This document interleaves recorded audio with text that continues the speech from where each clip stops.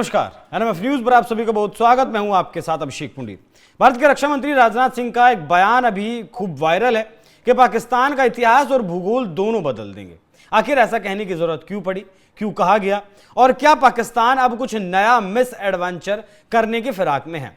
जिस तरीके से 22 अप्रैल को पहलगाम का आतंकी हमला किया, उसके बाद भारत ने ऑपरेशन सिंदूर से जवाब दिया। वो ऑपरेशन सिंदूर 1.0 था और ऑपरेशन सिंदूर अभी भी जारी है।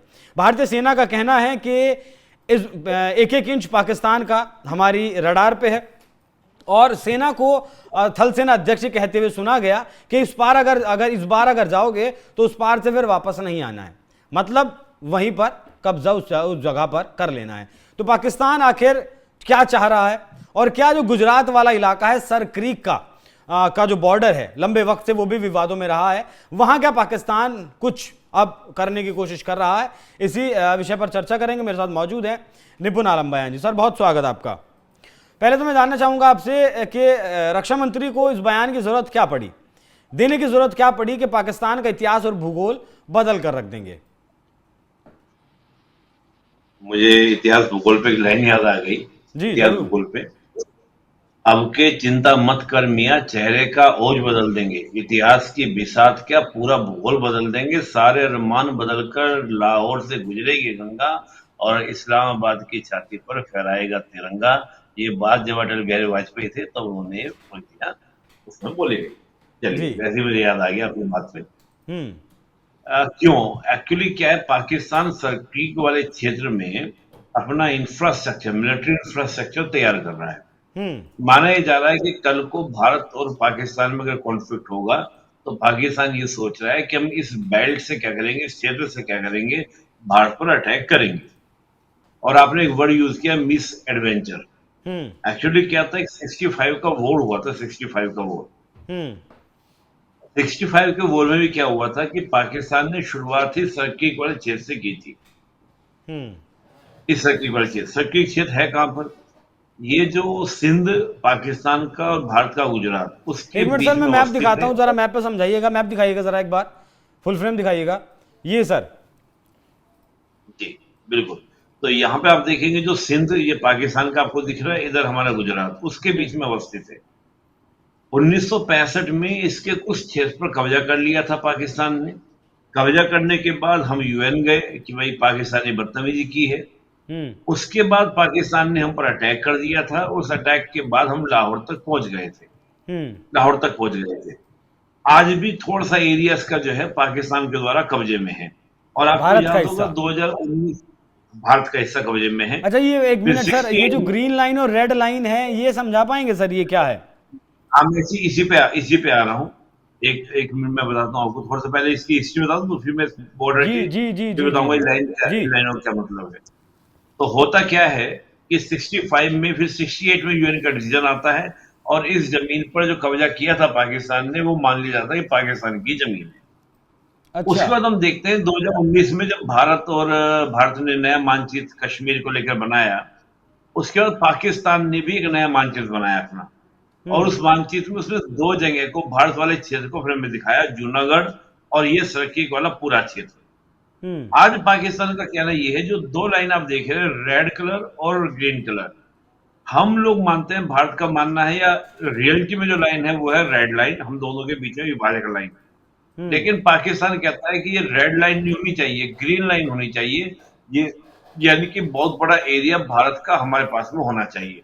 तो जो आप ये हम्म। ग्रीन लाइन देख रहे हैं अभिषेक जी, ये ग्रीन लाइन को वो अपना बनाने का प्रयास करता है कि ग्रीन लाइन तक का एरिया हमारा होगा, इससे पाकिस्तान का क्षेत्र बन जाएगा। तर्क क्या देता है पाकिस्तान?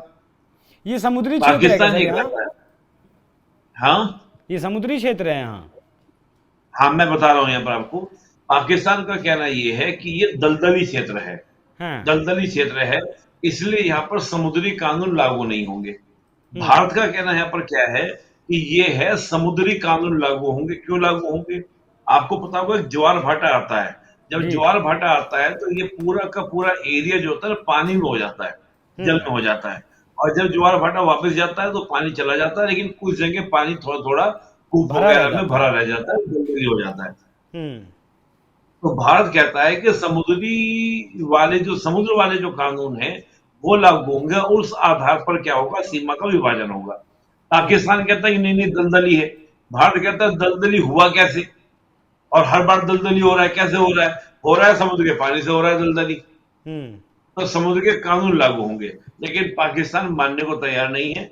पाकिस्तान का कहना है कि जो ये सर्किट के बीच में सीमा विभाजक हो वो 24 डिग्री पर हो, अभी वर्तमान में जो है वो समुद्री कानून के हिसाब से है, जबकि ये दलदली या जमीनी क्षेत्र के आधार पर डिसाइड होना चाहिए। हम्म। लेकिन पाकिस्तान का तर्क कतई स्वीकार्य नहीं है। सिंपल सी बात यह है, अगर वो दलदली की बात भी हम लोग करें तो दलदली भी क्यों हो रहा है, क्योंकि बार बार समुद्र का पानी आ रहा है, और जब समुद्र का पानी आ जाएगा तब क्या होगा, और समुद्र समुद्र। का पानी आने के बाद भी कई दिन तक रुका रहता है वो पानी, तब हम्म। क्या होगा, हम्म। तब कौन सा, तो भारत का तर्क ये है। चलिए, तो बात हुई, ठीक तो है। 2019 में दिखाया गया। आज यहाँ पर पाकिस्तान क्या कर रहा है, इसको पूरा डेवलप करने का प्रयास कर रहा है, क्योंकि उसको 65 याद आ रहा है कि 65 में हम यहाँ से भारत पर हमने दबाव बनाया था, और भारत पर दबाव बनाने की कामयाबी मिली थी। तो हम्म। पाकिस्तान उस सोच से चल रहा है कि कल को अगर कश्मीर पर दबाव भारत का बनता है या कश्मीर वाले बेल्ट से बनता है तो हम यहाँ से प्रेशर क्रिएट करेंगे, दबाव क्रिएट करेंगे। लेकिन जो राजनाथ सिंह जी ने कहा वो क्या कहा, कि सर्किट का रास्ता कराची तक जाता है, हाँ, और कराची का कराची रास्ता क्या है, सर क्रीक से होकर जाता है। हाँ, मतलब सर्किट हाँ से हाँ। आप जाएंगे तो सर्किट से होते हुए आप कराची पहुंच सकते हैं। हम्म। सर्किट से कराची की जो दूरी है वो 200 किलोमीटर की दूरी है। ठीक है। 200 किलोमीटर की दूरी का मतलब क्या हुआ, 200 किलोमीटर की दूरी का मतलब हुआ कि हमारे जो एयरक्राफ्ट हैं उनसे मिनटों की दूरी पर है। 2-3 मिनट मैक्सिमम। बस 2-3 मिनट की दूरी पर है। अब 2-3 मिनट की दूरी को आप समझ सकते हैं कि हम कितना इजीली वहां तक पहुंच सकते हैं। इसका अंदाजा पाकिस्तान को है। 71 में हमने कराची को ब्लॉक कर दिया था। और कराची है क्या, कराची है इनका इकोनॉमिकल हब, फाइनेंशियल आर्थिक हब, राजधानी। आर्थिक राजधानी। रावलपिंडी वगैरह कुछ नहीं है, लाहौर वाहौर ठीक है, अपना ओके ओके बात है। इस्लामाबाद तो पॉलिटिकल, लेकिन जो कैपिटल इनकी है इकोनॉमिकली हब जो है वो कराची है। हम्म।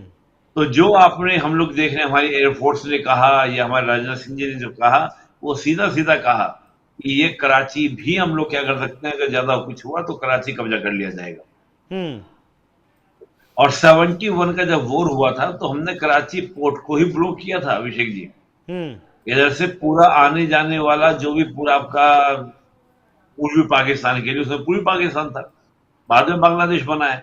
तो यहां से जो सप्लाई हो रही थी हमने अपनी नेवी लगाकर, और आपको याद होगा ऑपरेशन सिंदूर में एक बात बार बार आ रही थी, बात ये बार बार आ रही थी कि नेवी का तो इस्तेमाल हुआ ही नहीं, तो नेवी का इस्तेमाल पाकिस्तान करने का मौका दे रहा है।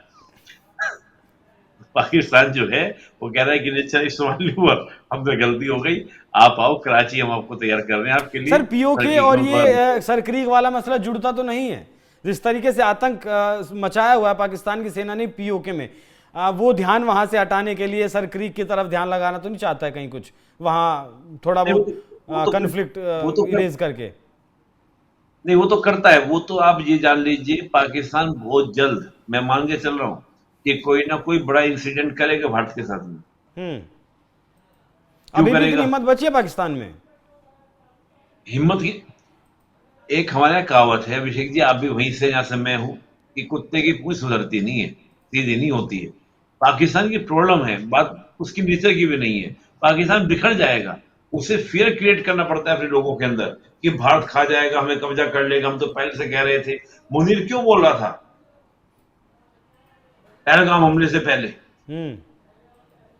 कि जिन्ना साहब गलत नहीं कह रहे थे, सही कह रहे थे, ये वो इसलिए फियर क्रिएट करते हैं बार बार अपनी जनता के अंदर, कि पाकिस्तान खा जाएगा, बर्बाद कर देगा। तो पाकिस्तान की जनता को यूनाइट करने के लिए भारत से युद्ध छेड़ना उनकी मजबूरी है। हम्म। देखिए, एक तो होता है बदतमीजी, होता है मजबूरी, जो मैंने भी पहले भी आपको कहा था कि Pakistan don't have the choice. America को पोर्ट देने के अलावा कोई चॉइस ही नहीं है। शेख हम्म। हसीना के पास चॉइस सी दे या ना दे, पाकिस्तान चॉइस नहीं है। ठीक है। अंतर इस बात का।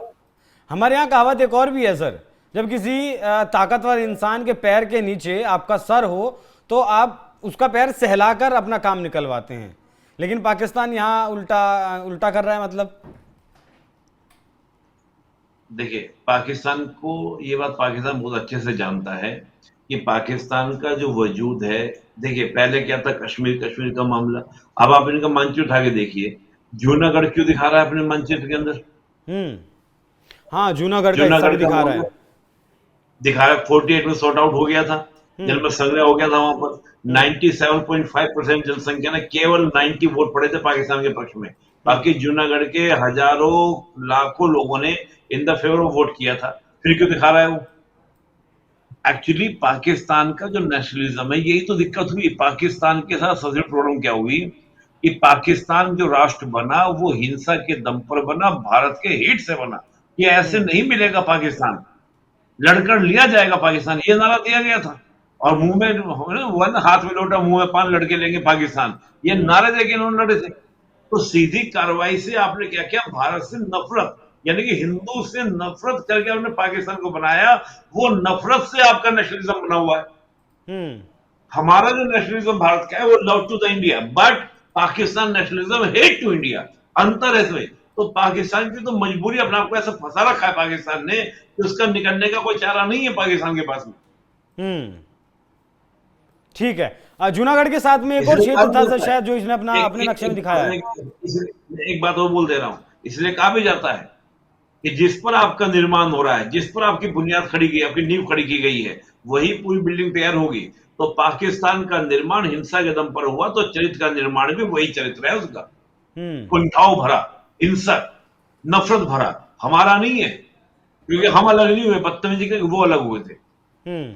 ठीक है, मैं ये कह रहा था कि जूनागढ़ के अलावा एक और क्षेत्र भी तो उसने अपने नक्शे में दिखाया, मुझे नाम याद नहीं आ रहा सर उसका। तरकीब, तरकीब क्षेत्र भी दिखा रखा है ना। सरक्रीक और जूनागढ़ दोनों उसने अपने हाँ, नक्शे में दिखाए हुए हैं। अब इसके चक्कर में वो अपना पूरा पाकिस्तान भारत को न सौंप दे आने वाले वक्त में। ये गलती बहुत भारी पाकिस्तान को पड़ सकती है। और मैं एक सूचना और दे दूं शेख जी, आपको भी आपके दर्शकों को भी।